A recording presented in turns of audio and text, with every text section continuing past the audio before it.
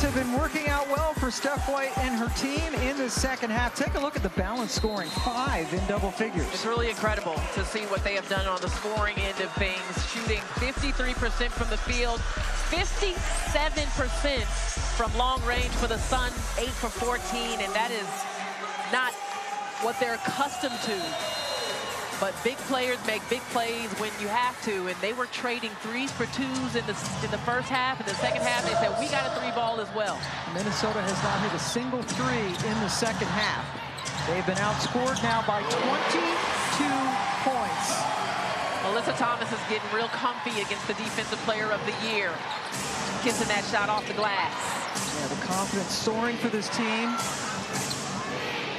that couldn't stop anything from Minnesota's offense on Friday night. Another whistle before the shot.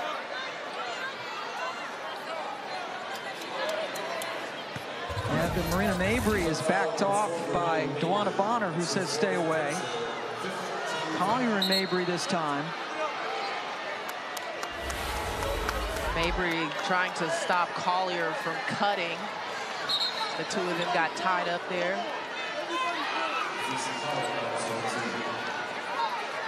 We've had a couple of conversations with Mabry during these playoffs. Fiery kid.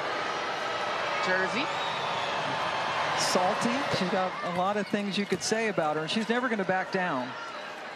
Salty, Pam. Salty is not salty is like when you're like mad, like you're salty after something happens. Oh, okay. And your point is, she admitted that she kind of took herself out of game two by getting mad, and that's a euphemism for the word she said, the word she used. You're getting rattled. Well, and she didn't shoot well. Plays with a chip on her shoulder. Yep, Jersey kid, and she wears that proudly. So, but in Jersey, if you're from Jersey, the number one thing, don't get pumped out there on the floor. Carlton was not expecting that pass. Carlton, second 3 of the game, and the first 3 hit by Minnesota since the second quarter. 3-point shooting has been such a weapon for them all year. Carlton punched it out, but it stays with Connecticut. 11 seconds to shoot and under 2 minutes left for Minnesota to find 10 points. And when you look at the game and how this has played out, Minnesota survived Courtney Williams' foul trouble, but they haven't been at their best because she missed so much time in the first half. Picked up 3 fouls, only played 6.5 minutes in the first half. There's a travel. It gives the ball back to Minnesota. There hasn't been the highest level of connectivity for Minnesota on the offensive end, and Hyden has done an excellent job. So she came in and did her part. But you're trying to reincorporate Courtney Williams in the third quarter, and it just hasn't had that same level of connectivity. It's the shot. Still a lot of time left. Minnesota picking up here, showing a lot of pressure. Full court. 7-0 run for Minnesota. Harris using some clock here. Carlton went for the steal. Bonner goes for the bucket. Yeah, Bridget Carlton took herself out of position and compromised the back line of defense. Collier one-on-one with Bonner. Tough fadeaway. Ooh, hit it on the baseline. Ooh. High level of difficulty. Very. Silence this crowd for a few seconds at least. Yeah, Collier pretty much riding Thomas all the way to the basket. Finally gets called for the foul. It's 5 on fee. You get 6 in the WNBA before you foul out. And Hines Allen will come in for Minnesota. He's going to come in for Collier. Interesting. With a minute left.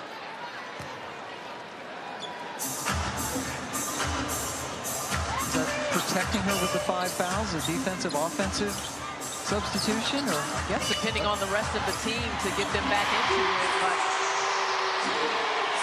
Collier staying on the bench as the lead goes back to double digits.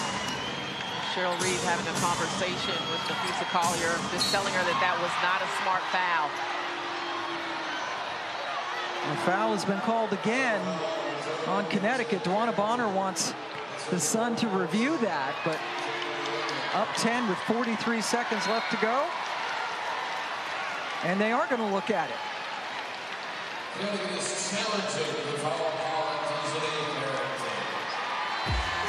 So we will have a video review and the results of it when we come back to Uncasville.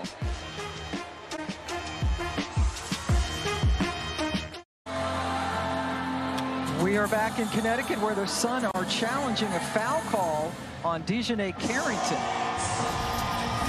Let's take a look together. So there's some contact with the hand from that angle. I'm going to say no foul.